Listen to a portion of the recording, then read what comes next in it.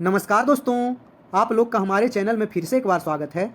दोस्तों, हम लोग जो आरआरबी एनटीपीसी 2024 की तैयारी हेतु प्रीवियस ईयर क्वेश्चन का लगातार एनालिसिस कर रहे हैं, उसी क्रम में आज आप लोगों के लिए 18/1/2021 का फर्स्ट शिफ्ट का क्वेश्चन लेकर आया हूं।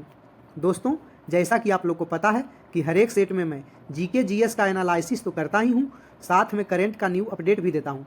इसलिए बेहतर तैयारी हेतु आप हमारे चैनल पर बने रहें तथा चैनल को लाइक एवं सब्सक्राइब कर दें। बाकी दोस्तों, कुछ दोस्त लोग बोले थे ग्रुप डी का प्रीवियस ईयर क्वेश्चन करवाने के लिए, तो यह दोस्तों स्टार्ट करेंगे हम लोग मई से। तो देखते हैं इस सेट का पहला क्वेश्चन। इस सेट का पहला क्वेश्चन है कि किस प्रसिद्ध व्यक्ति को करो या मरो यानी कि डू और डाई का नारा देने के लिए जाना जाता है। तो यह महात्मा गांधी दिए थे दोस्तों। आए दिन वचन एवं नारे पूछा जाता है, तो प्रमुख का याद रखिएगा। जैसे जवाहरलाल नेहरू का आराम हराम है, इन्होंने दिया था। राजीव गांधी, जिनकी की मृत्यु 1991 में हो गई थी, इन्होंने प्रसिद्ध एक वचन नारा दिया था, हर व्यक्ति को इतिहास से सबक लेनी चाहिए। इसका भी याद रखिएगा। इंदिरा गांधी गरीबी हटाओ का नारा देने के लिए जानी जाती है। और प्रमुख में याद रखिएगा कि वेदों की ओर लौटो, दयानंद सरस्वती जी के द्वारा दिया गया था। जय जवान जय किसान, लाल बहादुर शास्त्री। अगर पूछे जय जवान जय किसान जय विज्ञान, तो अटल बिहारी वाजपेयी। अगर पूछे जय जवान जय किसान जय विज्ञान और जय अनुसंधान, तो नरेंद्र मोदी के द्वारा दिया गया। जिंदगी तो अपने दम पर जी जाती है, दूसरों के कंधे पर तो जनाजे उठाए जाते हैं, तो भगत सिंह ने कहा था। अच्छा, सरफरोशी की तमन्ना अब हमारे दिल में है, राम प्रसाद बिस्मिल के द्वारा। आज़ादी मिलती नहीं छीननी पड़ती है, सुभाष चंद्र बोस ने कहा था। दिल्ली चलो, जय हिंद, तुम मुझे खून दो मैं तुझे आज़ादी दूंगा, ये सभी नारा सुभाष चंद्र बोस दिए थे। मैं आज़ाद था आज़ाद ही रहूँगा, चंद्रशेखर आज़ाद कहे थे। स्वराज मेरा जन्मसिद्ध अधिकार है और मैं इसे लेकर रहूँगा, बाल गंगाधर तिलक कहे थे। अच्छा, राख की हर कण मेरी गर्मी से गतिमान है और मैं ऐसा पागल हूँ जो जेल में भी आज़ाद है, ये ऐसा बोले थे भगत सिंह। स्वतंत्रता जन्मसिद्ध हक नहीं कर्मसिद्ध हक है, विनोबा भावे कहे थे। तो ये सब याद रखिएगा। आपको पता है कि हर एक सेट में मैं फर्स्ट में और लास्ट में एक क्वेश्चन का आंसर कमेंट करने के लिए कहता हूँ। तो आज का आंसर कमेंट कीजिएगा कि मेरे शरीर पर लाठी का एक एक प्रहार ब्रिटिश साम्राज्य के ताबूत की कील साबित होगा, किसने कहा था। नेक्स्ट क्वेश्चन देखते हैं। Name the only word that can fly backward. That can fly, उड़ सकता है बैकवर्ड, पीछे की ओर। कह रहा है name the only word, name सिर्फ नाम बताइए सिर्फ वैसा बर्ड का, मतलब एकमात्र पक्षी है जो पीछे की ओर उड़ सकता है, हमिंग बर्ड।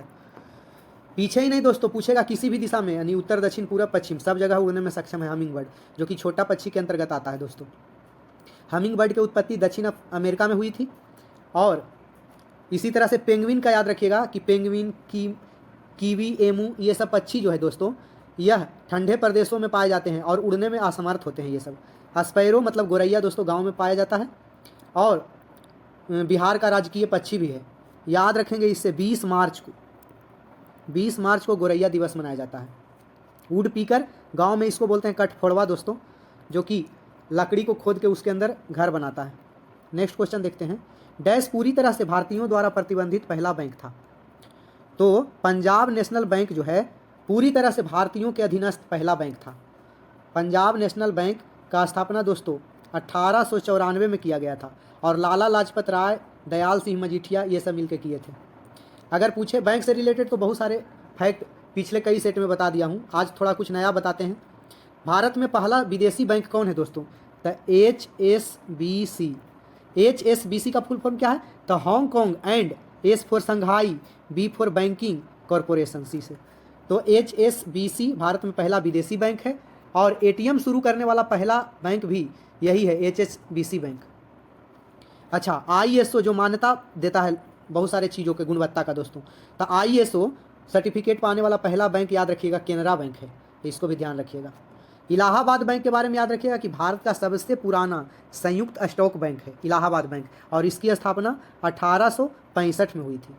देना बैंक से याद रखिएगा कि विजया बैंक और देना बैंक दोनों को मिला दिया गया बैंक ऑफ बड़ौदा में, बैंक ऑफ बड़ौदा में, ध्यान रखिएगा।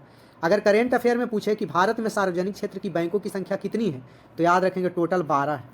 नेक्स्ट क्वेश्चन देखते हैं। बाकी पिछला सेट देख लीजिएगा। पहला भारतीय बैंक कौन है, किसका स्थापना कब हुआ था, RBI, सब चीज़ के बारे में एक सेट में बहुत अच्छा डिटेल से बता दिया हूँ पीछे के सेट में। हु फॉर्मुलेटेड, किसने फॉर्मुलेट किया, इंट्रोड्यूस आविष्कार किया, पीपुल प्लान मतलब पीपुल प्लान लोगों का योजना, जिसको कि एन इकोनॉमिक प्लान बोलते हैं, आर्थिक नियोजन बोलते हैं, आर्थिक योजना बोलते हैं इन इंडिया, भारत में। तो एम एन रॉय जो है दोस्तों, तो एम एन रॉय के बारे में याद रखिएगा कि एम एन रॉय ने भारत में लोगों के लिए एक आर्थिक योजना तैयार किए थे। अच्छा, जयप्रकाश नारायण के बारे में आप लोग को पता होगा कि 1950 में जयप्रकाश नारायण ने सर्वोदय योजना प्रकाशित की थी। जयप्रकाश नारायण ने कौन योजना दिया था? सर्वोदय योजना ने दिया था। अच्छा, और अगर बात करें तो भारत में सबसे पहला आर्थिक जनगणना कब हुआ था दोस्तों? तो 1977 में आर्थिक जनगणना।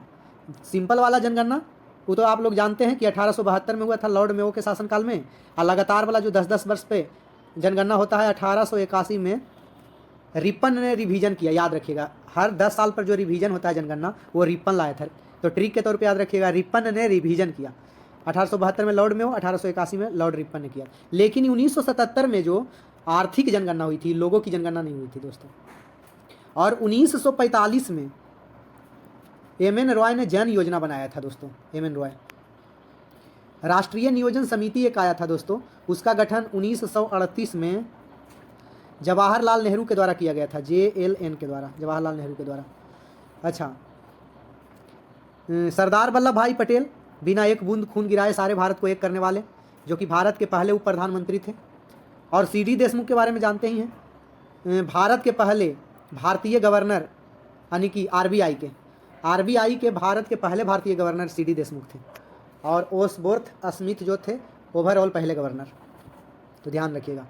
अगर योजना के बारे में बराबर पूछा जाता है पंचवर्षीय योजना के बारे में दोस्तों, तो पहला पंचवर्षीय योजना 1951 से 56 तक आया था, और इसमें कृषि की सर्वोच्चता रखी गई थी और हैराड डोमर मॉडल पर आधारित थी।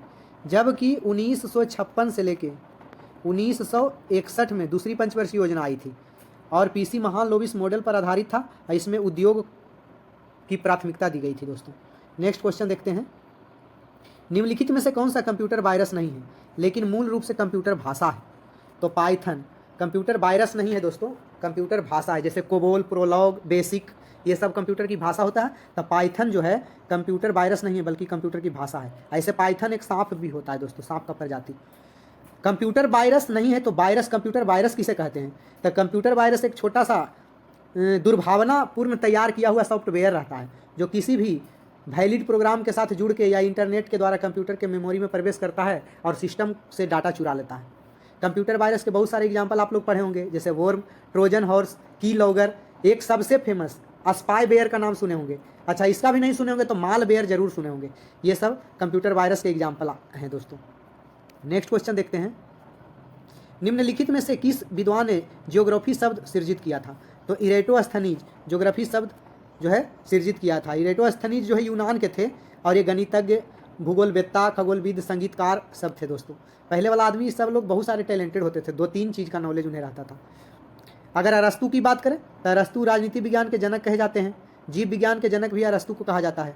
इन्हीं का राजनीति नामक पुस्तक अरस्तु का ही लिखा हुआ है। द पॉलिटिक्स बहुत बार पूछता है एग्जाम में कि किसके द्वारा लिखा हुआ है। प्लेटो दोस्तों याद रखिएगा, लिखे थे द रिपब्लिक पुस्तक। अभी हम एक ट्रिक बताए थे पिछला सेट में, सूप 80, इसको रट लीजिएगा। सिकंदर के गुरु अरस्तु, सी से सिकंदर, आ से अरस्तु। अरस्तु के गुरु प्लेटो थे और प्लेटो का गुरु सु से सुकरात थे, यानी सुकरात का चेला प्लेटो, प्लेटो का चेला अरस्तु, अरस्तु का चेला सिकंदर। तो याद रखिएगा। हेरोडोटस के बारे में तो आप जानते ही हैं। हिस्टोरिया नामक जो है रचना हेरोडोटस की है। और हेरोडोटस को किसका पिता बोलते हैं आप लोग कमेंट करके बताइएगा, इतिहास का। मानव आंखों में निकट दृष्टि दोष को क्या कहा जाता है? तो निकट दृष्टि दोष को मायोपिया, जबकि दूर दृष्टि दोष को हाइपरमाइट्रोपिया बोलते हैं दोस्तों। निकट दृष्टि दोष के निवारण के लिए उपयुक्त फोकस दूरी के अवतल लेंस का उपयोग किया जाता है और दूर दृष्टि दोष के निवारण के लिए उपयुक्त दूरी का उत्तल लेंस का उपयोग किया जाता है। तो इसको भी ध्यान रखिएगा। अच्छा, अगर प्रेस बायोपिया पूछा जाए तो जरा दृष्टि दोष को प्रेस बायोपिया बोलते हैं दोस्तों, और इसको दूर करने के लिए बेलनाकार लेंस का प्रयोग किया जाता है। एक याद रखिएगा, ऑस्टिग्माटिज्म ऐसे करके बोलते हैं दोस्तों, जिसको कि ऑस्टिग्मेटिज्म बोलते हैं। शुद्ध रूप से ऑस्टिग्मेटिज्म बोलते हैं। इंग्लिश वर्ड है थोड़ा दोस्तों, दिक्कत होता है हमको बोलने में। तो इसको हिंदी में दृष्टि वैषम्य बोलते हैं। तो दृष्टि वैषम्य अगर लिखा रहेगा इंग्लिश में कि दृष्टि वैषम्य किसे कहा जाता है, जैसे मानव निकट दृष्टि तो उसको मायोपिया, तो दृष्टि वैषम्य को ऑस्टिग्मैटिज्म कहते हैं। अच्छा, याद रखिएगा एक क्वेश्चन इंपॉर्टेंट है कि स्पष्ट दर्शन की न्यूनतम दूरी कितनी होती है, तो 25 सेंटीमीटर। कोई बुक को आप आंख से सटा लीजिए, नहीं दिखेगा। स्पष्ट दिखने के लिए आंख से कोई भी सामान या वस्तु या किताब कम से कम 25 सेंटीमीटर दूर होना चाहिए। लेकिन ये कहता है कि स्पष्ट दर्शन की न्यूनतम दूरी तो 25 सेंटीमीटर होनी चाहिए, अधिकतम दूरी कितनी होनी चाहिए, तो अधिकतम दूरी अनंत है आंख का, आप जितना दूर देख सकते हैं उतना अच्छा बात है। तो अधिकतम दूरी अनंत है और न्यूनतम दूरी स्पष्ट बिंदु जो है 25 सेंटीमीटर है, तो इसको ध्यान में रखिएगा। नेक्स्ट क्वेश्चन देखते हैं, किस संगठन ने दिसंबर 2018 में भारतीय वायुसेना के लिए GSAT-7A नामक एक सैन्य संचार उपग्रह लॉन्च किया था। कह रहा है कौन संगठन है जो वायुसेना के लिए सैन्य संचार उपग्रह जिसका कि नाम GSAT-7A है वो लॉन्च किया था। ISRO, Indian space research organisation, इन्होंने लॉन्च किया GSAT-7A। लेकिन एक होता है GSAT, एक होता है दोस्तों GSAT-7A था, एक याद रखिएगा GSAT-7 खाली था। तो GSAT-7 जिसको कि हिंदी नाम रुक्मिणी दिया गया था, वो भारत का पहला सैन्य संचार उपग्रह है, और ये GSAT-7A ये दूसरा हो गया वायुसेना के लिए। दोस्तों करेंट अफेयर में याद रखिएगा अप्रैल 2024 में टाटा सन्स जो कंपनी है उसकी सहायक कंपनी एक है टाटा एडवांस सिस्टम लिमिटेड, जिसको कि TASL Tata advanced system limited, ये कंपनी ने भारत का पहला सैन्य ग्रेड भूस्थैनिक उपग्रह सफलतापूर्वक TSAT-1A लॉन्च किया। TSAT-1A ये अपने कंपनी के नाम पे ही लॉन्च किया। इसी तरह से एक होता है GSLV जियो सिंक्रोनस सैटेलाइट लॉन्च व्हीकल, एक होता है PSLV दोस्तों पोलर सैटेलाइट लॉन्च व्हीकल। तो दोनों को याद रखिएगा। भू स्थिर उपग्रह अभी हम थोड़ा देर पहले बोले दोस्तों, तो भू स्थिर उपग्रह की ऊंचाई पृथ्वी तल से 36,000 किलोमीटर होती है ऊपर में, याद रखिएगा। K 4000 होता है दोस्तों, तो 36 km से किलोमीटर, 36,000 किलोमीटर ऊंचाई पर स्थापित किया जाता है। नेक्स्ट क्वेश्चन देखते हैं, प्रधानमंत्री दिशा जिसको कि PMG दिशा बोलते हैं कार्यक्रम में, दिशा का पूर्ण रूप क्या है, तो दिशा मतलब होता है दोस्तों DI से डिजिटल, SH से साक्षरता हुआ और A से अभियान हुआ, डिजिटल साक्षरता अभियान, याद रखिएगा। बहुत सारा का फुल फॉर्म पूछ लिया जाता है, जैसे थोड़ा देर पहले जो चर्चा में चल रहा है दोस्तों वर्ड, उसको तो पक्का रट के जाइएगा, एग्जाम में वैसा ही पूछ देता है। जैसे अभी कुछ समय पहले अमृत मिशन आया था, AMRUT, बहुत चर्चा में रहा था। अमृत का फुल फॉर्म क्या हुआ था दोस्तों, Atal mission for rejuvenation and urban transformation, तो इसको याद रखिए। उड़ान योजना का भी पिछला सेट में बताए थे, UDAN, उड़े देश का आम नागरिक, तो इसको याद रखिएगा।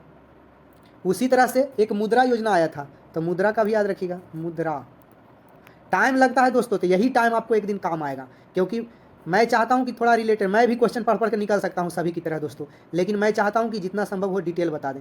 नहीं तो अगर क्वेश्चन बढ़ा के करेंगे तो 20 मिनट में खत्म होगा। 40 क्वेश्चन है, आधा मिनट काफ़ी है क्वेश्चन पढ़ने के लिए दोस्तों, तो 40 क्वेश्चन 20 मिनट में काफ़ी होगा, लेकिन मेरा वीडियो लगभग 50 मिनट 60 मिनट का रहता है, ताकि अच्छा से बता सकूँ डिटेल में। मुद्रा का फुल फॉर्म दोस्तों micro units development and refinance agency, ये सब अभी चर्चा में क्या रहता है दोस्तों, OTT ने कहता है ये OTT पर लॉन्च हुआ है, तो ये सब पूछ सकता है। OTT over the top AI artificial intelligence, याद रखिए। MSME चर्चा में रहता है दोस्तों, micro small and medium enterprises, तो इसको भी ध्यान में रखिएगा। चैट GPT ये भी देखिए बहुत फेमस रहा है दोस्तों, चैट GPT याद रखिएगा। चैट GPT,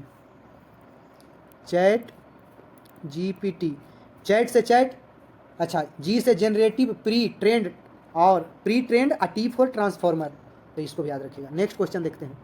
बहुत कुछ बताने का मन करता है, लेकिन थोड़ा ज़्यादा आ जाता है कि फिर 1.5 घंटा का वीडियो अच्छा नहीं लगेगा। इसे आइडिया एक देने के लिए बता रहे हैं कि ऐसा ऐसा क्वेश्चन बने, और आप भी मेहनत कीजिए, उसी तरह से पढ़िए। ये आइडिया के लिए होता है प्रीवियस ईयर क्वेश्चन दोस्तों, लेकिन उससे जुड़ा फैक्ट बता देता हूँ। 2018-19 में सऊदी अरब पेट्रोलियम के निर्यात में दुनिया का अग्रणी देश है। कौन सा देश दूसरे नंबर पर है, तो दोस्तों उस समय करेंट अफेयर में रूस था। अभी वर्तमान की अगर बात करें दोस्तों, तो USA जो है संयुक्त राज्य अमेरिका विश्व का सबसे बड़ा तेल उत्पादक देश है। ऐसे तेल के लिए जानते हैं आप लोग OPEC आता है संगठन दोस्तों, organisation of petroleum exporting country, ये आते हैं दोस्तों। इसका मुख्यालय कहाँ है, तो वियना में है, ऑस्ट्रिया में। तो इसको ध्यान रखिएगा, तेल से रिलेटेड चीज़। नेक्स्ट क्वेश्चन देखते हैं। फारसी विद्वान अल बेरूनी अफगानिस्तान और भारत पर हमले के दौरान किस आक्रमणकारी के साथ आया था? मतलब यानी कि शॉर्ट में कहा जा रहा है कि अल बेरूनी किसके साथ आया था? भारत। तो अफगानिस्तान और भारत पर हमला किया था उस समय महमूद गजनवी, उसी के साथ फारसी विद्वान अल बेरूनी आया था। अल बेरूनी गजनवी, ऐसे टाइप से ट्रिक टाइप पे थोड़ा सा याद रखिएगा ध्यान में। बहुत सारे जो विदेशी आए उसमें बहुत सारे का पूछता है, जैसे अलबेरनी का पूछा। आप लोग याद रखिएगा कि अलबेरनी जो है खीवा देश का निवासी था, जिसको कि प्राचीन समय में ख्वारिज बोलते थे, ख्वारिज देश। अच्छा, एक सबसे रेल का फेवरेट क्वेश्चन है जो आए दिन आपको सेट में मिलता होगा, इब्न बतूता, जो कि मोरक्को का यात्री था और मुहम्मद बिन तुगलक के शासनकाल में आया था। और उसका प्रसिद्ध बुक भी पूछता है कि रेहला पुस्तक किसके द्वारा लिखा गया है? तो इब्न बतूता के द्वारा। एक ट्रेवनियर पूछता है, ट्रेवनियर किसके काल में आया था? तो शाहजहां के काल में भारत आया था। आएगो मनुची पूछता है दोस्तों, तो इटली का यात्री था और दारा सिकोह के सेवा में तोपची के रूप में नौकरी किया था। तोपची मतलब तोप चलाने का काम करता था। एक हुएन सांग का नाम सुने हैं? हुएन सांग हर्षवर्धन के शासनकाल में आया था। और मेगास्थनीज चंद्रगुप्त द्वितीय विक्रमादित्य के शासनकाल में आया था। नेक्स्ट क्वेश्चन देखते हैं। कूना निम्नलिखित में से किस देश की मुद्रा है? तो कूना क्रोएशिया का मुद्रा है दोस्तों। मुद्रा देश का पूछता है एग्जाम में। कूना क्रोएशिया का मुद्रा है, लेकिन 1 जनवरी 2023 से क्रोएशिया जो है ना यूरोपीय यूनियन का 20वां देश बन गया था, EU का। इसलिए अभी क्रोएशिया का मुद्रा का नाम यूरो हो गया है। अभी वर्तमान में याद रखेंगे यूरो। ये क्वेश्चन कब बना था दोस्तों? ये तो क्वेश्चन पुराना है, 2021 में।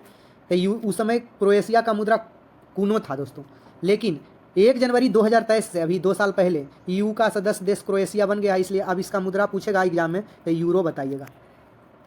ऑस्ट्रिया का भी यूरो है, याद रखिएगा। संयुक्त अरब अमीरात, इसका मुद्रा दिरहम है दोस्तों, दिरहम। अच्छा, केन्या का अगर पूछे मुद्रा क्या है तो केन्या का सीलिंग होता है। जैसे हम लोग बोलते हैं 1 रुपया दो, तो केन्या बोलता है 1 सीलिंग दो। तो केन्या में सीलिंग चलता है दोस्तों। उसी तरह से सूडान में क्या चलता है? तो सूडानी पाउंड, 1 पाउंड, 2 पाउंड, ऐसे करके सूडानी पाउंड। ऑस्ट्रिया में यूरो, जोन, अंगोला में क्वांजा। थोड़ा अल्टर देश का याद रखिएगा। सऊदी अरब में रियाल चलता है। उज्बेकिस्तान में सोम चलता है, सोम। भूटान में नगुल्ट्रा, भूटान की राजधानी दोस्तों थिम्पू है, वहाँ नगुल्ट्रम चलता है मुद्रा। अच्छा, नेपाल में रुपया चलता है। रुपया वाला ट्रिक एक याद रखिएगा, जैसे हम रटते थे। मामा श्री ने भाई से पाकिस्तान मांगा। याद रखिएगा, उतना सा मतलब नहीं है ट्रिक बनाने के लिए, मांगा को छोड़ दिए हैं। माँ से मालदीव, माँ से मॉरिशस, श्री से श्रीलंका, ने से नेपाल, भा से भारत, ई से इंडोनेशिया, से सेशेल्स और पाक से पाकिस्तान। इतना देशों में दोस्तों रुपया चलता है, तो इसको याद रखिएगा। नेक्स्ट क्वेश्चन देखते हैं। 2014 में बैंक खाता, क्रेडिट, बीमा, पेंशन आदि जैसी वित्तीय सेवाओं की सस्ती अधिगम्यता प्रदान करने के लिए कौन सी योजना शुरू की गई थी? तो प्रधानमंत्री जन धन योजना। प्रधानमंत्री जन धन योजना के तहत बैंक खाता खोला गया, क्रेडिट, बीमा, पेंशन सब चीज़ का देखरेख किया गया दोस्तों। याद रखेंगे कि प्रधानमंत्री जन धन योजना कब आया था? तो 28 अगस्त 2014 में। पुराना योजना सब पूछता है, इसलिए पुराना का ध्यान रखिएगा। सब लोग नया पढ़ के जाते हैं, पुराना पूछ देता है, एग्जाम में टेंशन से लौटते हैं फिर। एक JNNURM, इसके बारे में भी बता दिए थे दोस्तों कि जवाहरलाल नेहरू वाला प्रोग्राम आया था। ये 2005 में ये जो है लॉन्च किया गया था दोस्तों। एक मनरेगा 2006 में लॉन्च किया गया था। 2005 में आया था, लेकिन 2006 में लॉन्च कर दिया गया था। MNREGA Mahatma Gandhi national rural employment guarantee act, इसका फुल फॉर्म है दोस्तों। बहुत सारे योजना के बारे में पूछता है कि उसका उद्देश्य क्या है, किस लिए किया गया था। जैसे जनधन योजना के बारे में पूछा ना कि क्रेडिट कार्ड, बीमा, पेंशन की इस उद्देश्य से किया गया था जनधन योजना। उसी तरह से ग्राम उजाला योजना आया। उजाला योजना आया था ग्रामीण क्षेत्र में सस्ता LED बल्ब प्रदान करने के लिए। एक उज्ज्वला योजना आया था जो कि मुफ्त सब्सिडी पर सिलेंडर गैस दिया गया BPL परिवार को। उसी तरह से अभी थोड़ा देर पहले बताए थे मुद्रा योजना, इसमें युवाओं को स्वरोजगार के लिए ऋण प्रदान किया जाता था। एक स्वास्थ्य सुरक्षा योजना आया था दोस्तों, निर्धन परिवारों के लिए चिकित्सा। तो उसी तरह से संपदा योजना आया था, समुद्री प्रसंस्करण जितना होता है, खाद्य प्रसंस्करण, इस सबको बढ़ावा देने के लिए, समुद्री खाद्य पदार्थ ही सबका बढ़ावा देने के लिए, और संपत्ति के लिए, समुद्री संपत्ति जो भी है। और प्रधानमंत्री फसल बीमा सुरक्षा योजना माने फसल के क्षेत्र में सब्सिडी हेतु बीमा करवाने के लिए। लॉर्ड कर्जन द्वारा बंगाल विभाजन के निर्णय का वास्तविक कारण किसे माना जाता है? तो अंग्रेजों की फूट डालो और राज करो की नीति। अंग्रेज एक नीति लाया था दोस्तों, फूट डालो और शासन करो की नीति। इसके तहत यानी कि भारतीय लोगों में और भारतीय स्थानों में फूट डालना है, तोड़ना था। इसी के तहत बंगाल विभाजन किया था, क्योंकि फूट डालो मतलब तोड़ दो सबको। तो इसे ही कारण माना जाता है, फूट डालो और शासन करो की नीति को कारण माना जाता है। इसी के कारण बंगाल विभाजन हुआ था दोस्तों। कुछ और टॉपिक को अगर जानते हैं इससे रिलेटेड, तो लॉर्ड कर्जन बंगाल विभाजन कराया था। 19 जुलाई 1905 को बंगाल विभाजन की घोषणा किया गया था और 16 अक्टूबर 1905 से बंगाल विभाजन प्रभावी हो गया था। बंगाल विभाजन के बाद याद रखिएगा कि स्वदेशी आंदोलन शुरू किया गया था। बहुत बार एग्जाम में पूछता है कि स्वदेशी आंदोलन जो है किस समय हुआ था, तो बंगाल विभाजन के समय। और कांग्रेस के द्वारा जैसे लाला लाजपत राय ये सब लोग प्रमुख थे, रविन्द्रनाथ ठाकुर वगैरह ये सब मिलकर सब लोग किए थे। पूरा देश एक हो गया था, लेकिन प्रमुख रूप से कांग्रेस के द्वारा शुरू किया गया था। बंगाल में ब्रिटेन के वस्तु का बहिष्कार किया था। स्वदेशी मतलब अपना देश का जो है अपनाना है इसके तहत, तो ये सब। और बंगाल में ब्रिटेन की वस्तु से बहिष्कार का सुझाव सर्वप्रथम जो है कृष्ण कुमार मित्र ने एक संजीवनी समाचार पत्र था उसके माध्यम से दिया था। संजीवनी समाचार पत्र में कि बंगाल में जो है ना ब्रिटेन की वस्तु को बहिष्कार करो, उसका होली जलाओ, ये सब करो, या फिर उसको फाड़ दो कपड़ा उपड़ा। नेक्स्ट क्वेश्चन देखते हैं। बंगाल विभाजन रद्द कब किया गया था दोस्तों? तो याद रखेंगे 1911 में, क्योंकि 11 में जॉर्ज पंचम आए थे दिल्ली के दरबार में, दूसरा दरबार में। उसी समय बंगाल कलकत्ता से राजधानी ट्रांसफ़र किया गया था। 1912 में दिल्ली राजधानी बना था, तो इसको ध्यान में रखिएगा। क्वेश्चन नेक्स्ट है, dash is one of the major factor responsible for deforestation. जैसे डीमोनेटाइजेशन मतलब विमुद्रीकरण मतलब मुद्रीकरण नहीं, तो डिफॉरेस्टेशन मतलब फॉरेस्टेशन मतलब पेड़ पौधा पूरा लगाना, और डिफॉरेस्टेशन मतलब पेड़ पौधा उजाड़ना यानी काटना। तो मेजर फैक्टर रिस्पॉन्सिबल सबसे बड़ा जिम्मेदार कारक कौन है? वनों की कटाई का। तो एग्रीकल्चर, खेती के लिए वन पूरा धड़ल्ले से काटा जाता है, क्योंकि जनसंख्या बढ़ रहा है दोस्तों। तो उसके लिए भरण पोषण के लिए घर चाहिए, फसल चाहिए, ज़मीन चाहिए, इसलिए वन को पूरा काटा जाता है। वन के कटाई के बहुत सारे कारण हैं, जैसे कृषि गतिविधि, पशुधन के गतिविधि, चराई के लिए वन का कटाई किया जाता है। इंफ्रास्ट्रक्चर विस्तार के लिए, खाद्य उद्योग के लिए, खनन कार्य के लिए, बहुत सारा चीज़ है। लेकिन वन के कटाई के बहुत सारे परिणाम भी आते हैं। वन के कटाई के क्या क्या परिणाम है आप लोग पढ़ते हैं? जैव विविधता का नुकसान हो रहा है, वन कटाई से जलवायु परिवर्तन हो रहा है, जल के स्तर में कमी हो रहा है दोस्तों, ग्लोबल वार्मिंग बढ़ रहा है। तो ये सब वन के कटाई से जुड़ा एक प्रसिद्ध आंदोलन पिछला सेट में भी कराए हैं, पीछे के 2 सेट में। क्या है दोस्तों? तो चिपको आंदोलन अभी चर्चा में है, हो सकता है एग्जाम में आप लोगों से पूछ ले। अभी उत्तराखंड में या राजस्थान में ये फिर से चला हुआ है। चिपको आंदोलन बहुत पहले स्टार्ट हुआ था सुंदरलाल बहुगुणा के द्वारा, जिसमें कि लोग जब पेड़ काटने जाते थे, जमींदार लोग, और वो अंग्रेज़ों के समय में ही चाहे उसके बाद भी, तो लोग पेड़ों से चिपक जाते थे और उसकी रक्षा करते थे कि पहले हमको काटना पड़ेगा पेड़ काटने से पहले। इसके लिए चिपको आंदोलन किससे संबंधित है? वन कटाई को रोकने के लिए, ऐसा करके एग्जाम में पूछता है। पर्यावरण से जुड़ा याद रखिएगा, पर्यावरण, विश्व पर्यावरण दिवस 5 जून को मनाते हैं, तो इसको ध्यान में रखिएगा। नेक्स्ट क्वेश्चन देखते हैं। निम्नलिखित में से कौन सा एक अंतर्राष्ट्रीय संगठन नहीं है? अंतर्राष्ट्रीय मतलब वर्ल्ड लेवल पर संगठन नहीं है, तो रक्षा अनुसंधान और विकास संगठन DRDO, defence research and development organisation, DRDO दोस्तों।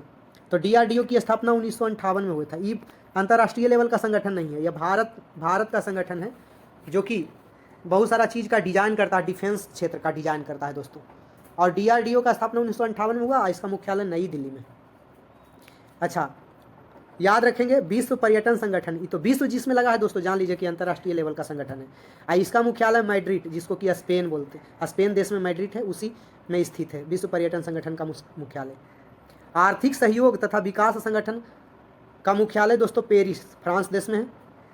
अच्छा, DRDO सितंबर 2024 में DRDO के अध्यक्ष जो है डॉक्टर समीर कामत, अभी वर्तमान में याद रखिएगा कि DRDO के अध्यक्ष डॉक्टर समीर वी कामत है DRDO के अध्यक्ष, तो इसको भी ध्यान में रखिएगा। नेक्स्ट क्वेश्चन देखते हैं। पक्षियों के अध्ययन को क्या कहा जाता है?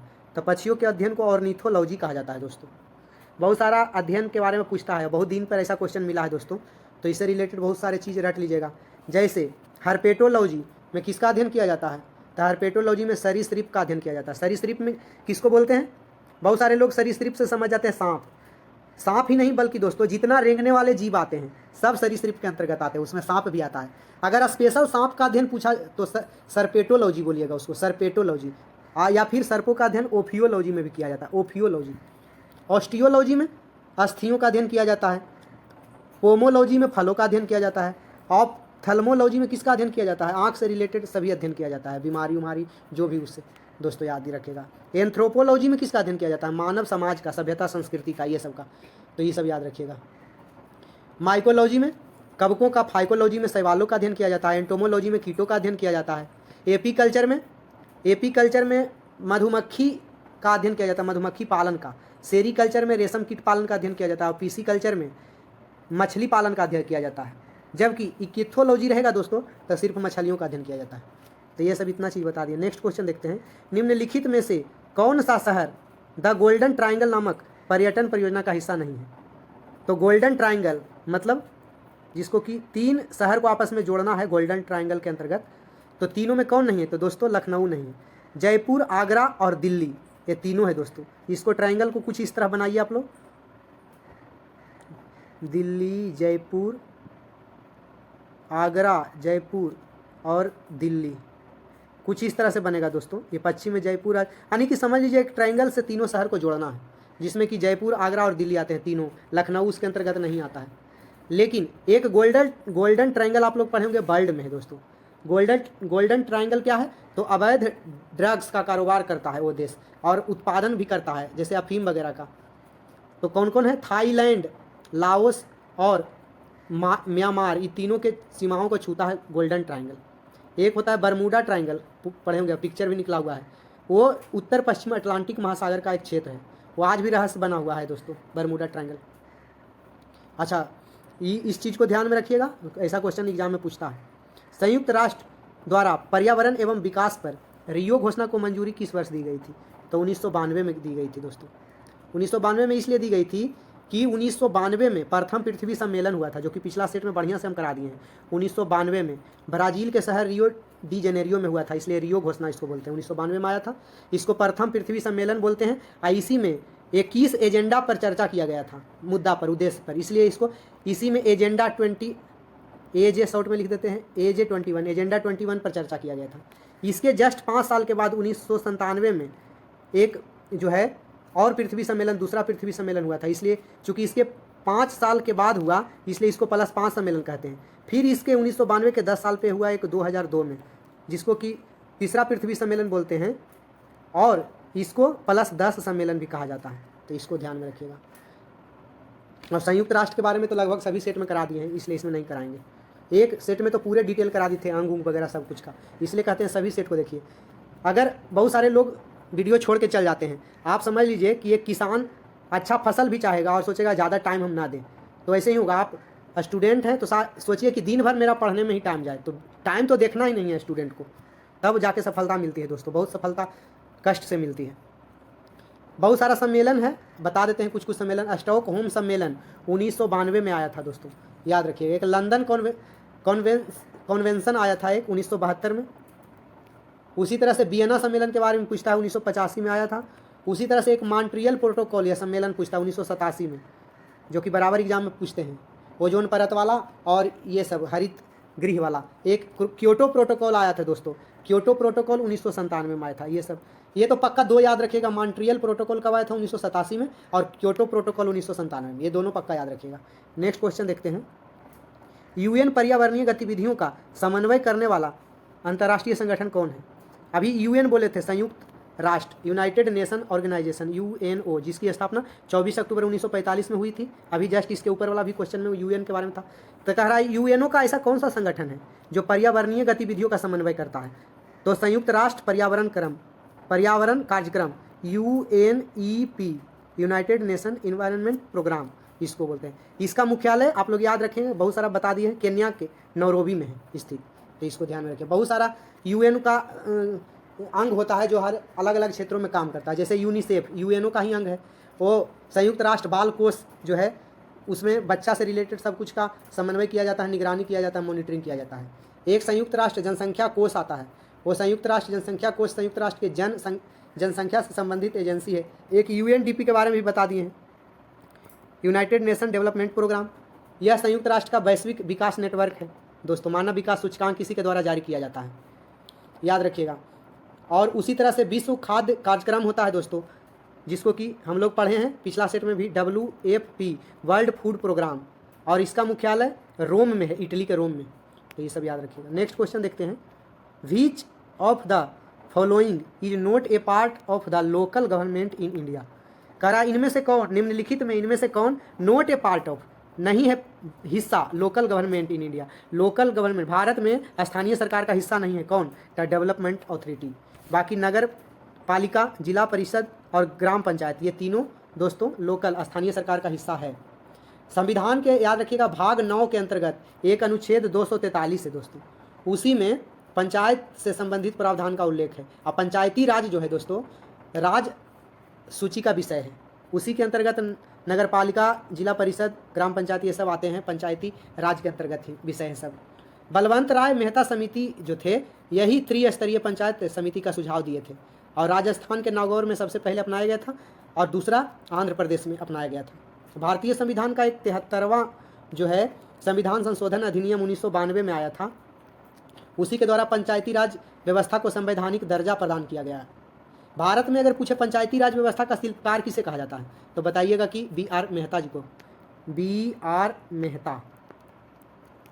नेक्स्ट क्वेश्चन देखते हैं, 1998 में भारत में परमाणु विस्फोटक उपकरणों का परीक्षण डैश में किया गया, तो पोखरण में किया गया था 1998 में। सबसे पहले याद रखिएगा प्रथम परमाणु परीक्षण जो है 18 मई 1974 में किया गया था दोस्तों, पहला परमाणु परीक्षण 1974 में, और इसका कोड नाम था स्माइलिंग बुद्धा। बहुत बार कोड नेम ही पूछता है, MTS वगैरह में कोड नेम पूछता है। और दूसरा परमाणु परीक्षण जो है दोस्तों 1998 में किया गया, और इसका कोड नेम था ऑपरेशन शक्ति, तो इसको भी ध्यान में रखिएगा। थुम्पा यहाँ लिखा है दोस्तों, थुम्बा होना चाहिए। थुम्बा क्या है दोस्तों, तो थुम्बा में इक्वेटोरियल रॉकेट लॉन्चिंग स्टेशन है, और थुम्बा केरल की राजधानी तिरुवनंतपुरम में स्थित है। अच्छा, बेंगलोर से आपको पता ही है, इसरो का मुख्यालय बेंगलुरु में स्थित है। श्रीहरिकोटा के बारे में जानते हैं कि सतीश धवन अंतरिक्ष केंद्र श्रीहरिकोटा में है।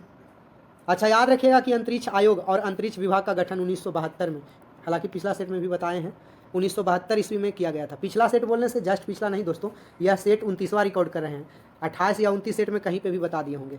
नेक्स्ट क्वेश्चन देखते हैं, पाचन तंत्र के चरणों का निम्नलिखित में से कौन सा अनुक्रम सही है, यानी कि पाचन प्रक्रिया कैसे कैसे पूरा होती है। देखिए 4 ऑप्शन है, बेसिक क्वेश्चन है।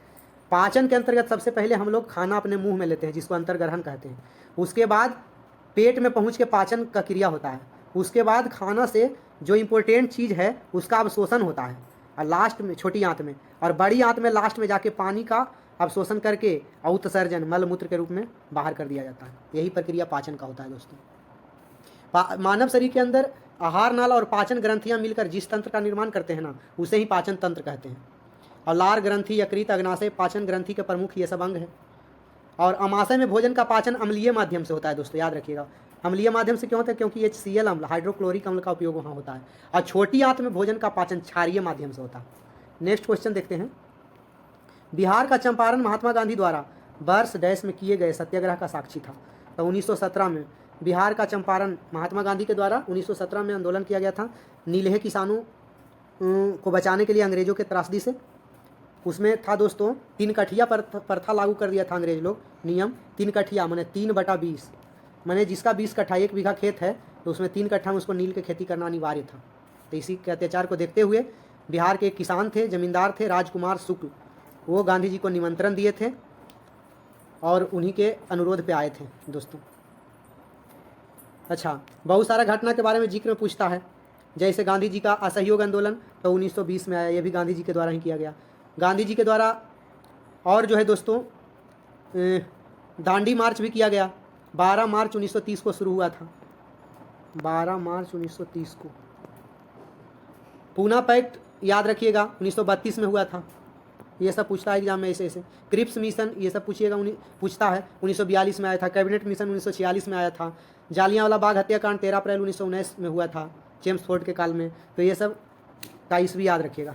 नेक्स्ट क्वेश्चन देखते हैं, government of India has introduce Beti Bachao Beti Padhao programme to address the issue of.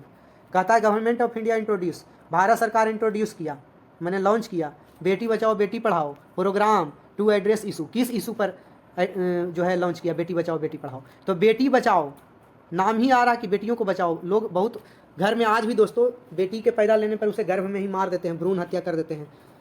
इसीलिए बेटी बचाओ मतलब लड़कियों को मतलब भ्रूण हत्या से रोकने के लिए भी था, और बेटी पढ़ाओ, बेटी बचाओ मतलब मरने से बचाने के लिए, बेटी पढ़ाओ मतलब शिक्षित करने के लिए, यानी कि 2 उद्देश्य इसमें शामिल था। तो यही देखिए decline in girl child sex ratio, यानी भारत में जो है लड़की का सेक्स रेशियो लिंगानुपात बढ़ाने के लिए इसको लॉन्च किया। यानी कि इसको लॉन्च किया तो बहुत कारण से, इसमें एक कारण ये भी है, तीसरा ऑप्शन यही पूछ रहा था दोस्तों। तो और भी बहुत सारा पीछे अभी बताया जस्ट बहुत सारा उद्देश्य के बारे में पूछता है, मुद्रा उद्रा योजना ये सब बताया। कुछ योजना और सुन लीजिए, 2-4 योजना और। प्रधानमंत्री जन धन योजना के बारे में भी जस्ट बताया थोड़ा देर पहले। बेटी से याद रखिएगा सुकन्या समृद्धि योजना एक आया था, माता पिता लड़की के नाम से 10 वर्ष से कम आयु में बैंक खाता खोल सकेंगे, इसके लिए। एक माँ अभियान आया था स्तनपान को बढ़ावा देने के लिए। बहुत सारे आज के ट्रेंड बना हुआ है दोस्तों कि शरीर खराब ना हो, उसके लिए बहुत सारी माएँ जो नई माँ बनती है वो अपने बच्चों को दूध नहीं पिलाती है, जिससे उसका बहुत सारा स्तन का आकार खराब हो जाए या फिर बॉडी पार्ट खराब हो जाए तो दिखने में हम अच्छा नहीं लगेंगे। इस वजह से स्तनपान नहीं कराती, खास करके शहरों में। गांव में भी आज भी हमारी माँ बहनें तो दिल से ही अपने बच्चों को स्तनपान कराती है, तो शहरों में खास करके ये ज़्यादा बढ़ रहा था। इसके लिए माँ अभियान चलाया गया स्तनपान को बढ़ावा देने के लिए। एक सहकार मित्र योजना, सोचिए आज ऐसा ज़माना आ गया है कि अपने बच्चा को दूध पिलाने के लिए सरकार अभियान निकालती है, शर्म आना चाहिए ऐसी माँओं को। सहकार मित्र योजना एक आया था। वोकल फॉर लोकल नाम सुने होंगे कि मैंने स्थानीय चीज़ों को, स्थानीय जो उद्योग है या फिर स्थानीय लेवल पे कोई चीज़ तैयार होता है सामान हमारा, उसको बढ़ावा देने के लिए। नेक्स्ट क्वेश्चन देखते हैं। तो ये सब उद्देश्य पूछता है, भारतीय संसद के प्रत्येक सदन को बुलाने और स्थगित करने का अधिकार किसे है? तो दोस्तों यह राष्ट्रपति को है। अनुच्छेद याद रखिएगा 108 के तहत भारतीय राष्ट्रपति संसद के दोनों सदन को एक साथ बैठने के लिए बुलाते हैं, तो याद रखेंगे। और अनुच्छेद 111 के तहत संसद के दोनों सदनों द्वारा पारित विधेयक को राष्ट्रपति अनुमति देते हैं, बुलाते हैं। तो राष्ट्रपति, बहुत मजेदार क्वेश्चन है कि भारतीय संसद के दोनों सदन की संयुक्त बैठक जो होती है उसकी अध्यक्षता कौन करता है? तो लोकसभा अध्यक्ष करते हैं। राष्ट्रपति दोनों लोकसभा और राज्यसभा दोनों को संयुक्त बैठक राष्ट्रपति बुलाते हैं, लेकिन अध्यक्षता दोनों का करता है लोकसभा अध्यक्ष।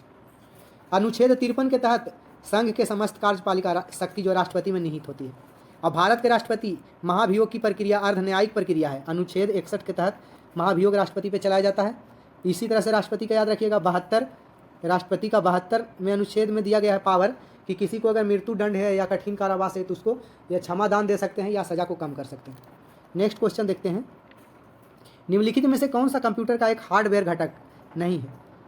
तो मेमोरी जो है दोस्तों हार्डवेयर घटक नहीं है। मेमोरी भी 2-3 प्रकार के होते हैं दोस्तों। कंप्यूटर में मोटा मोटी हार्डवेयर और सॉफ्टवेयर होता है। अगर हालांकि परिभाषिक शब्द तो अलग है, लेकिन शॉर्ट में अगर मोटा मोटी आपको जानना चाहे तो ऐसे समझ लीजिए, जिसको छू सकते हैं वो समझिए हार्डवेयर है, और जो छुआ नहीं सकता है वो सॉफ्टवेयर है। ये ट्रिक के तौर पे ऐसे ही ध्यान रखिएगा दोस्तों, एक गारंटी के साथ नहीं है, क्योंकि कुछ चीज़ों में ये लागू नहीं होगी। हार्डवेयर में दोस्तों बहुत सारे आते हैं सिस्टम यूनिट के अंतर्गत, जैसे मदरबोर्ड, CPU, ये सब आउटपुट यूनिट, ये सब आते हैं। भंडारण यूनिट या मेमोरी, ये सब आते हैं हार्डवेयर का घटक। लेकिन ये मेमोरी जो अंदर में रैम जिसको बोलते हैं, रैंडम एक्सेस मेमोरी, अगर आपसे पूछे कि प्राथमिक मेमोरी या मुख्य मेमोरी, तब ये कंप्यूटर का हार्डवेयर का भाग है। लेकिन खाली मेमोरी ऐसे ही देगा तो रैम वाला रैंडम एक्सेस मेमोरी बोलते हैं, यह सॉफ्टवेयर का एक भाग है दोस्तों। अच्छा, बाकी प्रिंटर, कीबोर्ड और माउस ये सब को हम छू सकते हैं, यानी हार्डवेयर है। ट्रिक के तौर पे याद रखिएगा, नहीं छुएंगे तो सॉफ्टवेयर। निम्नलिखित में से कौन सा दर्रा पश्चिमी घाट के शिखर पर स्थित है और मुंबई को पुणे से जोड़ता है? तो पश्चिमी घाट के शिखर पर भोर घाट है, मुंबई को पुणे से जोड़ता है। भोर घाट पश्चिमी घाट श्रेणी के सह्याद्री पर्वत है ना दोस्तों, उसका एक प्रमुख दर्रा है। अगर असीरगढ़ का किला दर्रा पूछे तो यह सतपुड़ा पर्वतमाला जो कि मध्य प्रदेश में स्थित है, सतपुड़ा पर्वतमाला उसके स्थित उत्तर भारत को डेक्कन पठार से जोड़ता है। एक अम्बा घाट दर्रा है, तो अम्बा घाट दर्रा रत्नागिरी जिले को कोल्हापुर जिले से कहाँ MH महाराष्ट्र में जोड़ता है।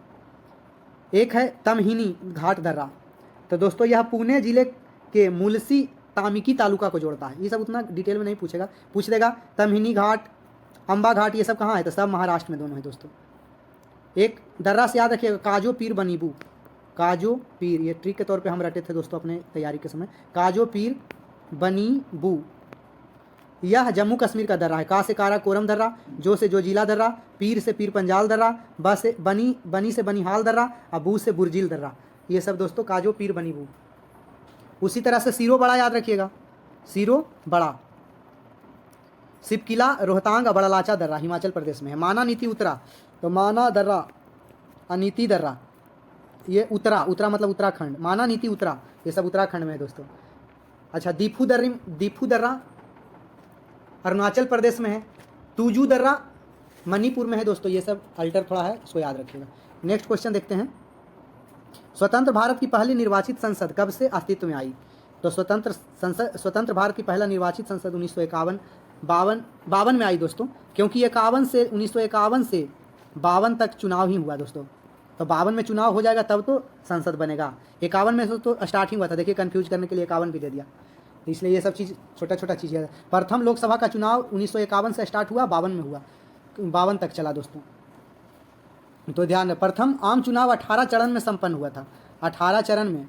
और भारत के प्रथम लोकसभा जो है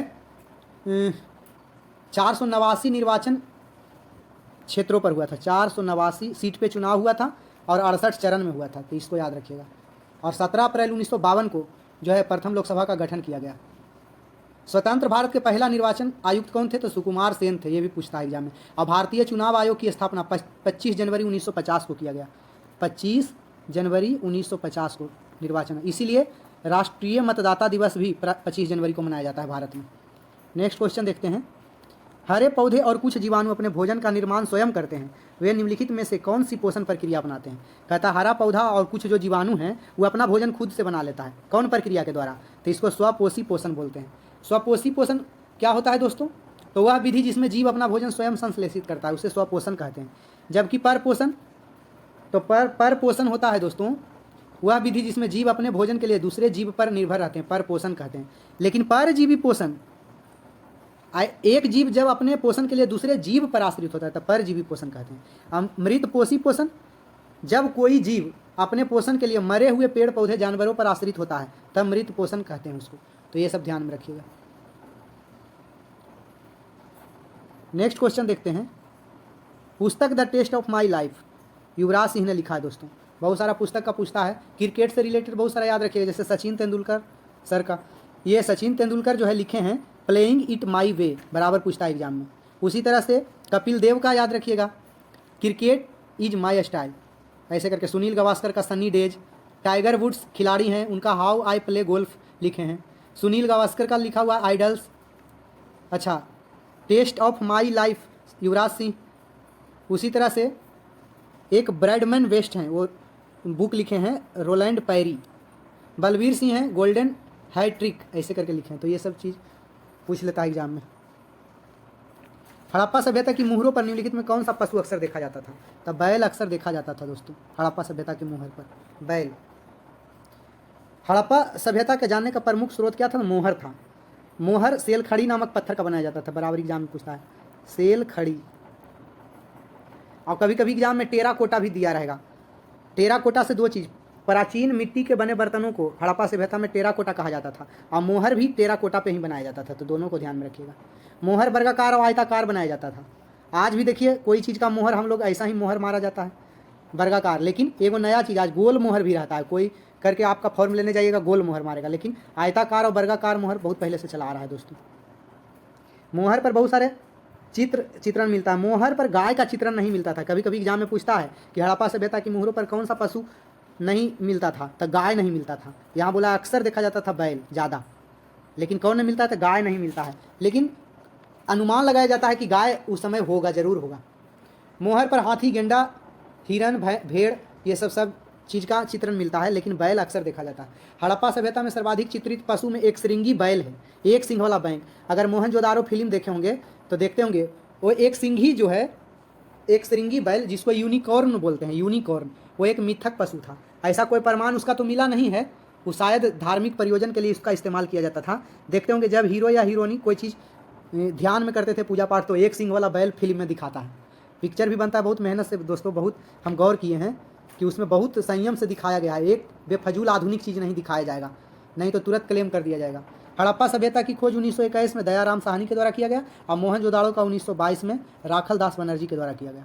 नेक्स्ट क्वेश्चन देखते हैं, निम्नलिखित में कौन सी रेलवे लाइन अरब सागर के समांतर चलती है? तो कोंकण रेलवे। ये भारत का इस तरह से नीचे का हिस्सा है दोस्तों मानचित्र का, यहाँ श्रीलंका है तो इसके और नीचे है श्रीलंका, ये ऊपर में थोड़ा ज़्यादा बना दिए। तो ये जो है कौन रेलवे लाइन? तो यहाँ रेलवे लाइन जो है, ये जो रेलवे लाइन है यह हमारा अरब सागर है, तो अरब सागर के समांतर जो है कोंकण रेलवे चलती है दोस्तों। कोंकण रेलवे रोटा जो कि मुंबई क्षेत्र में आते हैं, मंगला और कर्नाटक को जोड़ती है। कोंकण रेलवे 760 किलोमीटर लंबा है ये वाला, है लकी पूछेगा नहीं इतना किलोमीटर में। सर्वप्रथम 2014 में भारत का पहला मोनो रेल, याद रखिएगा, मुंबई में शुरुआत किया गया था। अभी रेलवे का हैप्पी बर्थडे मनाया गया दोस्तों, क्योंकि भारत में पहली बार रेल 16 अप्रैल 1853 में चली थी दोस्तों।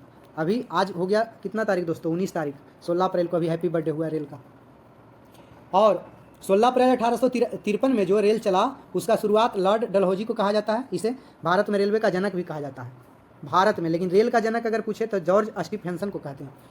रेलवे भर्ती बोर्ड की संख्या वर्तमान में भी दोस्तों 21 है।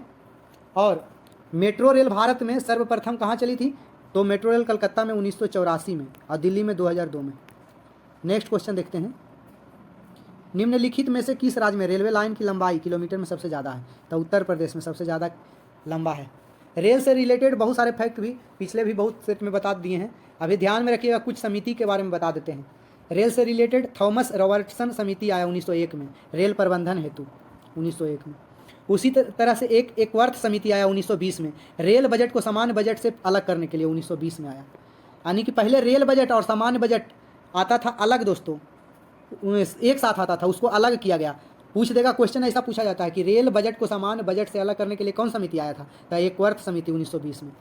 अभी वर्तमान में ध्यान रखिएगा कि रेल बजट और सामान्य बजट दोनों मिल चुका है। कब से? 2017 में मिला। एक बैजवुड समिति आया 1936 में यातायात में सुधार के लिए। एक नंजू दंप समिति आया 1993 में, यह रेल भाड़ा से संबंधित है, न्यूनतम भाड़ा कितना होना चाहिए, किस तरह से क्या। एक रेल से रिलेटेड सैम पित्रोदा समिति आया 2011 में, और यह भारतीय रेल के आधुनिकीकरण से, मतलब आधुनिक सामानों से लैस भारतीय रेल को एकदम, जैसे ब्रिटेन, इंग्लैंड, लंदन ये सब में, अमेरिका में, चीन में चलता है रेल, उसी तरह से भारत में भी आधुनिकीकरण करना, इसके लिए सैम पित्रोदा समिति 2011 में आया। नेक्स्ट क्वेश्चन देखते हैं, राष्ट्रपति किस समुदाय के 2 सदस्यों को लोकसभा में नामांकित कर सकता है? तो एंग्लो इंडियन के 2 सदस्य को लोकसभा में नामांकित कर सकता है राष्ट्रपति। राष्ट्रपति जो है दोस्तों नामांकित तो कर सकते थे, लेकिन अभी याद रखिएगा कि अभी वाला कहानी गड़बड़ हो चुका है। अभी जो है 104वां संविधान संशोधन अधिनियम आया 2019 में, इसके तहत राष्ट्रपति के द्वारा एंग्लो इंडियन को नामांकित किए जाने का प्रावधान को क्या किया है? समाप्त कर दिया गया है। मतलब समाप्त तो नहीं कह सकते हैं, अभी हाल फिलहाल के लिए रोक दिया गया है उसको, मतलब वो नहीं करेंगे, तो समझ लीजिए कि समाप्त ही है। राष्ट्रपति से रिलेटेड बहुत सारा फैक्ट तो बताए ही हैं अभी पीछे क्वेश्चन में। याद रखिएगा कि राष्ट्रपति का चुनाव अनुपातिक प्रतिनिधित्व के अनुसार होता है, एकल संक्रमणीय मत के द्वारा और गुप्त मतदान के द्वारा होता है। और अनुच्छेद 71 है, अनुच्छेद 71 के तहत राष्ट्रपति और उपराष्ट्रपति चुनाव से संबंधित जितने भी विवाद होते हैं ना, उसका जांच और फैसला सब उच्चतम न्यायालय में होता है, तो उसको ध्यान रखिएगा। नेक्स्ट क्वेश्चन देखते हैं, और राष्ट्रपति भारत में सर्वोच्च सेनापति होते हैं, तीनों सेनाओं के कमांडर। बाईचुंग भूटिया डैश के समर्थन में ओलंपिक मसाल रिले को ले जाने से इनकार करने वाले प्रथम भारतीय खिलाड़ी थे। बाईचुंग भूटिया तिब्बती स्वतंत्रता आंदोलन जब बढ़ा था कि तिब्बत के लोग जो है ना, तिब्बत को स्वतंत्र कराने के लिए चीन में आंदोलन किए थे, और उसी समय जो है ओलंपिक मसाल रिले चल रहा था 2008 के बीजिंग ओलंपिक में, क्योंकि चीन में ही होना था। तो बाईचुंग भूटिया जो है ना ओलंपिक मसाल रिले को ले जाने से इनकार कर दिया कि नहीं, कि हम तिब्बत के स्वतंत्र होने का ये नहीं करेंगे, क्योंकि भारत को थोड़ा सा मतलब इस चीज़ को क्षेत्र में ध्यान देना है दोस्तों, शक्तिशाली है, पड़ोसी है, ज़्यादा शक्तिशाली से हमें पंगा लेना नहीं चाहिए, इसलिए भारत यहाँ पर दिमाग लगाते हुए ऐसा काम कर दिया, और बाईचुंग भूटिया उस मसाल को ले जाने से इनकार कर दिए। 1999 में बाईचुंग भूटिया को सरकार ने जो पद्मश्री दिया, और 2008 में जो है पद्मश्री से सम्मानित किया। 1999 में अर्जुन अवार्ड से, सॉरी दोस्तों, 1999 में बाईचुंग भूटिया को अर्जुन अवार्ड मिला, और 2008 में पद्मश्री से सम्मानित किया गया, तो इसको 2008 में पद्मश्री ध्यान में रखिएगा। नेक्स्ट क्वेश्चन देखते हैं। अच्छा, ओलंपिक से रिलेटेड फैक्ट बता देते हैं, अब याद आ गया हमको। तो पेरिस ओलंपिक 2024 में हुआ अभी हाल फिलहाल में, जिसमें भारत 6 पदक जीता। 6 पदकों के साथ वर्ल्ड में 71 नंबर पोजीशन पर भारत था, जिसमें कि 1 रजत पदक नीरज चोपड़ा के द्वारा और 5 कांस्य पदक जीता गया। 5 कांस्य पदक में कौन कौन थे? मनु भाकर जीते 1 पदक, दूसरा पदक मनु भाकर और सवरजोत सिंह दोनों मिलके जीते, 2 पदक हो गया। अमन सहरावत 1 पदक जीते तो 3 पदक हो गया। हॉकी टीम हमारी जीती तो 4 पदक हो गया। एक स्वप्निल कुसाले हैं वो जीते तो 5 पदक हो गया। 5 1 6 पदक के साथ 71 नंबर पोजीशन पे। नेक्स्ट क्वेश्चन देखते हैं। प्रसिद्ध हॉर्नबिल महोत्सव भारत के किस पूर्वोत्तर के राज्य के लिए महत्वपूर्ण है? तो यह नागालैंड में हॉर्नबिल त्यौहार मनाया जाता है। एक हॉर्नबिल पक्षी होता है दोस्तों, उसी के सम्मान के लिए। वहाँ का राजकीय पक्षी भी है नागालैंड का। ये बहुत सारा महोत्सव या मेला के बारे में पूछता है, तो इसको ध्यान में रखिएगा। तो याद रखेंगे मिजोरम के बारे में। मिजोरम में दोस्तों मीमकुट याद रखिएगा, और चाप चार कुट, कुट लगा रहेगा तो मिजोरम याद रखिएगा। मिजोरम में चाप चार कुट महोत्सव, मीमकुट महोत्सव मनाया जाता है। उसी तरह से याद रखिएगा आप कि नुआखाई उड़ीसा में मनाया जाता है, और धानु यात्रा रज पर्व उड़ीसा में मनाया जाता है। मरु महोत्सव जैसलमेर राजस्थान में मनाया जाता है। ऊँट महोत्सव अंतर्राष्ट्रीय ऊँट महोत्सव बीकानेर में मनाया जाता है राजस्थान में। ओनम केरल में, बथुकम्मा तेलंगाना में। उसी तरह से खीर भवानी मेला जम्मू कश्मीर में मनाया जाता है। बिहू असम में, खारची लाई हरोबा त्रिपुरा में, चाप चारकुट मिजोरम में। अम्बुबाची का मेला जो है कामाख्या देवी मंदिर में असम में लगाया जाता है। पोंगल तमिलनाडु में। ये सब याद रखिएगा। नेक्स्ट क्वेश्चन देखते हैं। कंप्यूटर के बारे में निम्नलिखित में से कौन सा कथन सही है? हाँ, कंप्यूटर केवल सॉफ्टवेयर से बना होता है। गलत। सॉफ्टवेयर के अलावा हार्डवेयर भी तो होते हैं। कहता कौन सा कथन सही कौन है? तो ये तो सही नहीं, गलत है। कंप्यूटर स्वयं जानकारी व्यवस्थित कर सकता है? नहीं दोस्तों, हमें उसको निर्देश देना पड़ता है कंप्यूटर को, उसके बाद वो जानकारी हमें प्रोवाइड करता है। तो ये भी गलत है। कंप्यूटर केवल हार्डवेयर से बना होता है। गलत दोस्तों। ये तो जो भाई बढ़िया दिमाग लगाए होंगे तो ऐसे ही दोनों छाट देंगे, केवल रहता है तो। चौथा, यह एक इलेक्ट्रॉनिक उपकरण है जो डेटा को संग्रहित, पुनः प्राप्त और संसाधित कर सकता है। बिल्कुल सही है दोस्तों। यह हमारे निर्देशों के अनुसार जो है डेटा एकत्रित करता है और हमें दर्शाता है कंप्यूटर। तो इस चीज़ को ध्यान में रखें। कंप्यूटर जो है के बहुत सारे कार्य होते हैं। कंप्यूटर डाटा को स्वीकार करता है, प्रोसेस करता है, सूचना का विश्लेषण करता है। कंप्यूटर सिस्टम में बहुत सारे घटक हैं, हार्डवेयर, सॉफ्टवेयर और डाटा, ये सब। आधुनिक कंप्यूटर की खोज सर्वप्रथम 1946 में हुई थी दोस्तों, ब्लेज पास्कल के द्वारा किया गया था, जिसको कि कैलकुलेटर नाम दिया गया। नेक्स्ट क्वेश्चन देखते हैं। आगरा का किला किस मुगल बादशाह सम्राट द्वारा बनाया गया था? आगरा का किला अकबर के द्वारा बनाया गया था दोस्तों। इलाहाबाद के किला का निर्माण अकबर के द्वारा 1583 ईस्वी में किया गया। 1583 में अकबर के द्वारा बहुत सारा बनाया। आगरा का किला, बुलंद दरवाज़ा, जहांगीरी महल, जोधाबाई महल, पंच महल, जामा मस्जिद, ये सब अकबर के द्वारा बनाया गया। अच्छा, सबसे ज़्यादा भवन, किला, ये सब का निर्माण किसके काल में हुआ? तो दोस्तों याद रखेंगे शाहजहाँ के काल में हुआ था दोस्तों। इसीलिए शाहजहाँ के काल को स्थापत्य कला का स्वर्ण काल कहा जाता है, जबकि जहांगीर के काल को चित्रकला का स्वर्ण काल कहा जाता है। अब बहादुर शाह जफर दोस्तों, बहादुर शाह जफर जिसको कि द्वितीय कहा जाता है, ये जो है 1857 के क्रांति में हिस्सा लिए थे दोस्तों, नेतृत्व किए थे भारतीय सेना का। 1916 में कांग्रेस के लखनऊ अधिवेशन में नरमपंथी और चरमपंथी दोनों विचारधारा के नेता एकजुट हुए थे। इसकी अध्यक्षता डैश ने की थी।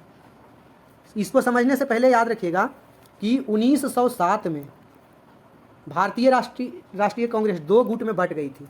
सूरत अधिवेशन में नरम दल और गरम दल में बट गया जब 2 भाग में। उसके बाद 1916 के कांग्रेस लखनऊ अधिवेशन में नरमपंथी और चरमपंथी फिर दोनों से एकजुट हो गए। 1900 अंबिका चरण मजूमदार अध्यक्षता किए थे उस समय, उन्हीं की अध्यक्षता में ये दोनों मिल गए। तो इस चीज़ को याद रखिएगा। इसका अध्यक्षता वो किए थे। अब भारतीय राष्ट्रीय कांग्रेस की बात करें तो 28 दिसंबर 1885 में इसकी स्थापना किया था। भारतीय राष्ट्रीय कांग्रेस की स्थापना ए.ओ. ह्यूम के द्वारा किया गया था। और 4 अधिवेशन पक्का रट लीजिएगा इसका, 1885, 1886, 1887 और 1888। ये चारों पहला सम्मेलन का अध्यक्षता चारों 4 धर्म के लोगों के द्वारा किया गया। पहला 1885 में हिंदू अध्यक्ष व्योमेश चंद्र बनर्जी थे। 1886 में याद रखेंगे पारसी अध्यक्ष थे, पारसी धर्म के दादा भाई नौरोजी। 1887 में मुस्लिम अध्यक्ष थे प्रथम बदरुद्दीन तैयब जी, जबकि 1888 में जॉर्ज यूले एक ईसाई व्यक्ति था, ईसाई धर्म का जॉर्ज यूले। कहाँ हुआ था? 85 वाला बम्बई में, कलकत्ता में, फिर मद्रास में, और 1888 वाला इलाहाबाद में। इलाहाबाद में 1888 में। अच्छा, भारतीय राष्ट्रीय कांग्रेस की स्थापना के समय लॉर्ड डफरिन जो थे वायसराय थे। अच्छा, याद रखेंगे आप लोग कि पहला भारतीय महिला जो कि भारतीय राष्ट्रीय कांग्रेस की अध्यक्ष बनी तो कौन बनी? तो सरोजनी नायडू बनी, इसको याद रखिएगा। अच्छा, फर्स्ट में और लास्ट में एक क्वेश्चन आपसे कमेंट करने के लिए कहता हूं, तो आज का क्वेश्चन का आंसर कमेंट कीजिएगा कि कांग्रेस की पहली महिला अध्यक्ष कौन थी और कब बनी थी। जैसे अभी भारतीय कांग्रेस की प्रथम भारतीय महिला अभी बताए सरोजनी नायडू, उसी तरह से याद रखिए, आप लोग कमेंट कीजिएगा कि कांग्रेस की पहली महिला, भारतीय नहीं, ओवरऑल सब। तो उसको कमेंट करके आप लोग आंसर दीजिएगा। सेट में बने रहने के लिए धन्यवाद। फिर से मिलते हैं एक नए सेट के साथ।